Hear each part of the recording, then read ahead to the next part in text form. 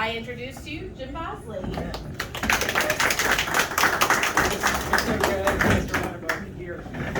Well, Candace asked me to come and speak about my career and about the bank, and she pretty much just gave you my career. So and that part of it. But I'll go through that very quickly. I was born and grew up in Upperco. Farmers and Merchants Bank was headquartered in Fabelsburg or Upperco at the time, so I grew up in that community. Went to Hereford High School as my parents and my children did as well, and then as Candace mentioned, on to Towson State University. I graduated from college, went to work at Farmers and Merchants Bank within days. Had the job lined up, and that's been the only job I've had my entire career, my entire life. So I started there as an assistant in marketing, as Candace mentioned. Became a vice president. I served as executive vice president for about 9 years, and in 1995 became the president and chief executive officer. So I've served for over 27 years as the president and chief executive officer. I think that I'm the longest serving president of a Maryland bank right now, and I'm about to retire at the end of the year, so that won't last much longer. But so that's sort of the history of my history with the bank. When I started in the state of Maryland, there was probably about 165 banks headquartered in the state of Maryland. Today it's about 32. So you've all seen it. I'm sure your accounts have been bought and purchased. You've seen all the acquisitions and mergers and things like that, and consolidation in the industry, as there are in other industries. The insurance industry is going through the same thing. So that's what's happened with the banking industry. Well, with the bank itself, true community bank. The bank started, I just find this story interesting, September the 15th, 1919. 27 people got together in a home near Fabelsburg, Upperco, and talked about whether they wanted to try to get a bank in the community. You can imagine this kind of process today. 27 people, within 7 weeks, they decided, yes, we want it, raised the capital, and had a charter from the state of Maryland. October 24th, 1919, the bank was chartered. Opened the doors January 3rd, 1920. The thing about the chartering that I think just shows from the very start how the bank wanted to be a community bank, they needed $25,000 to start the bank. That was the amount you needed to charter it. So they were selling at $10 a share, 2,500 shares, $10 a share. Nobody was allowed to buy more than 50 shares. So there were people in that original group that could have bought big chunks and had a bigger ownership percentage in the bank. They didn't want that. They wanted the ownership spread throughout the community. So it took at least 50 people at 50 shares apiece to be able to capitalize the bank. And really, that's how the bank started. That was the basis that it started, and it still operates that way today. The bank was, I don't know if you're familiar with the area, but Old Hanover Road, off of Hanover Pike. When the bank opened, it was described to me by the founding president. I did have the good fortune to meet as an old mule shed. And that's what it was. It was an old mule shed, temporary location. We have a picture of it down in our main office that's available. But it started there. It moved across the street on Old Hanover Road into a brick building, and that's where it was until 1974. Off the street, not much really going on. The person that ran it, the first full-time employee, was Claude Light. If any of you can remember Snyder's Auction, Homer Snyder's, it was certainly a big name in the area. Claude was his father-in-law, Marie's father. When he trained to be a banker, because he wasn't a banker, he wouldn't accept any money. He trained for free. He wasn't going to do the job unless he could do what he was doing. When he then took the job and ran the bank, he made $75 a month. Was his compensation, $900 a year, and that's just 1920. So the bank, Mr. Light was also a watchmaker, clockmaker. So there wasn't much activity at the bank, so he was fixing watches and clocks behind the teller counter when he was working.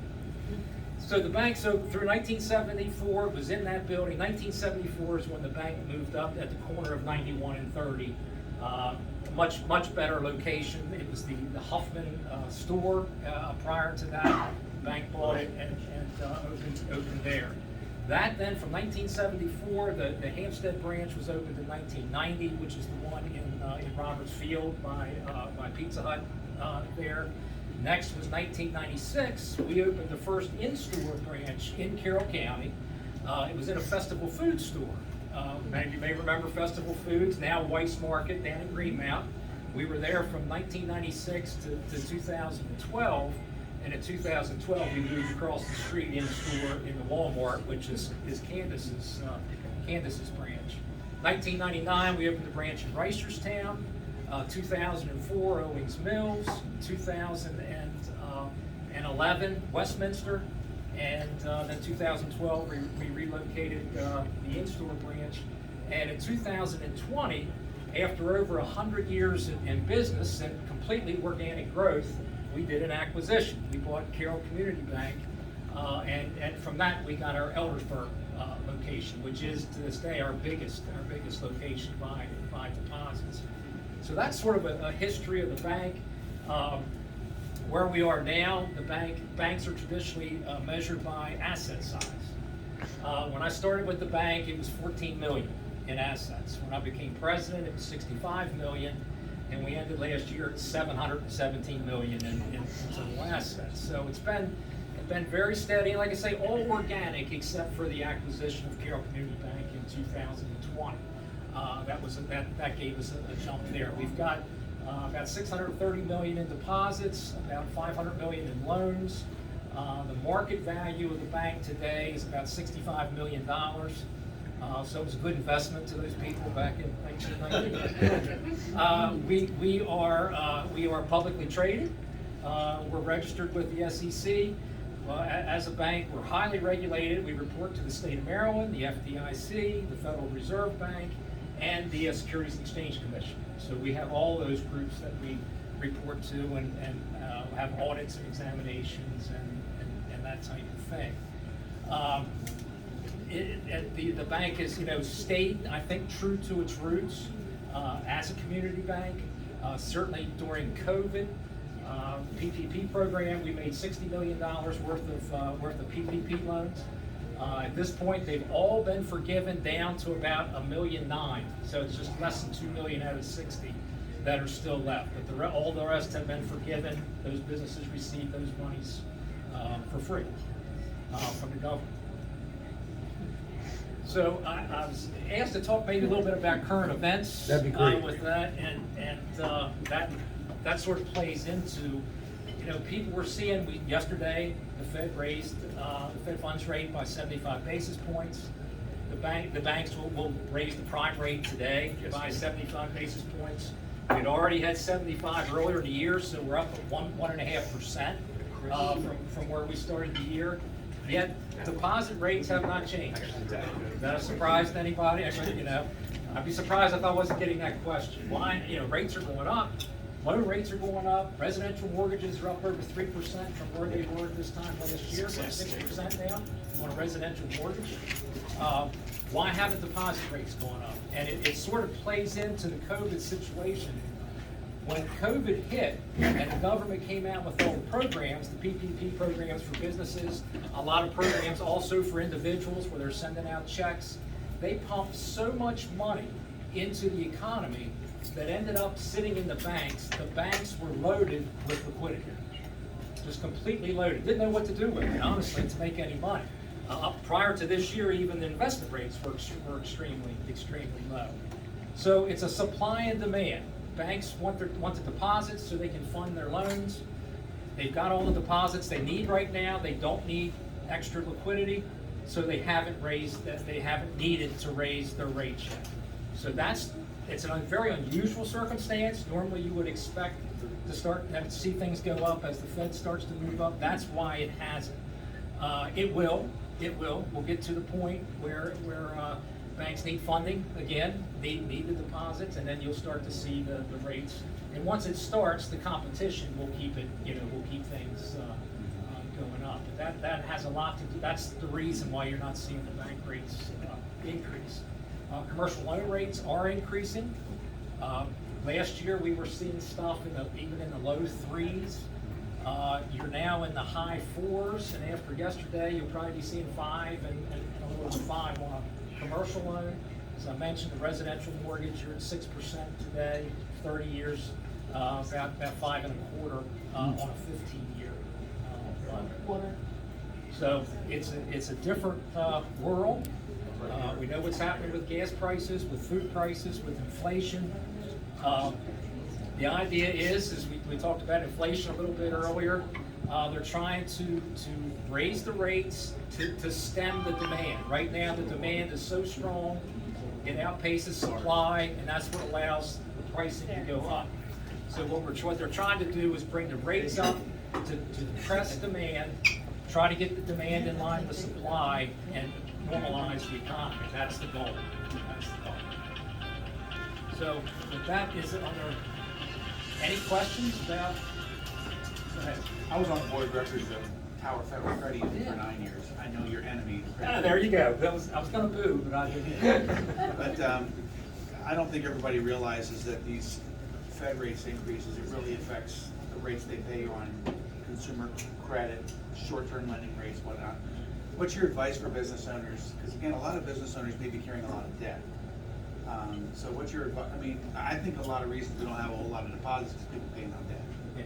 But what's your advice to the business community here with regards to just safeguarding their businesses against those increases? Lock it in, and we've seen a lot of that early this year. People looking at what was proposed for rates, lock it in now before rates continue to go up. If you have a variable rate, you're going to be seeing that. That was just a 75 basis point yesterday. That's projected to continue throughout the year with increases. We actually saw a lot of people, what they were doing was refinancing their, a lot of times, commercial properties and taking cash out. Because they said, rates are going to go up, I'm going to get it now. Even I don't need it, but I'm going to take it down, take the cash out of their properties. So that's what we have seen a lot of that. Loan demand, commercial loan demand has been good. We have a good pipeline. Residential loan demand, no, it's drying up. Watch out for that inverted yield. That's it, you'll see, and there's been some inversion now, even with the 5 years sort of being the peak and coming down slightly at 10. Mr. Bosley, I have a question. So I remember the gas shortages in the 70s. And it went from waiting all night long to get gas, if any of you remember that, then it went to whatever license plate, even and odd days and things like that. And that lasted years. And then, as I thought, we'll never have anything crazy like that again. Well, then we did have our, 20 years ago, our recession, that some people say lasted 2 years, some people say lasted 3. And ultimately, the effect and impact is longer than 3 or 4 years.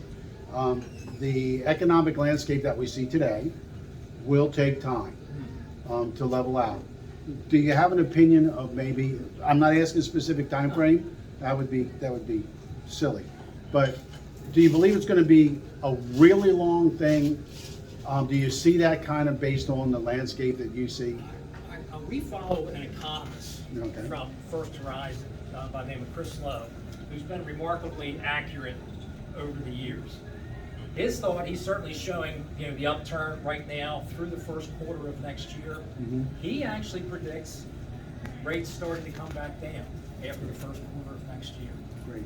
He's a much smarter person than I am. And, Well, that's very hopeful, actually. 'Cause economists are like weather people.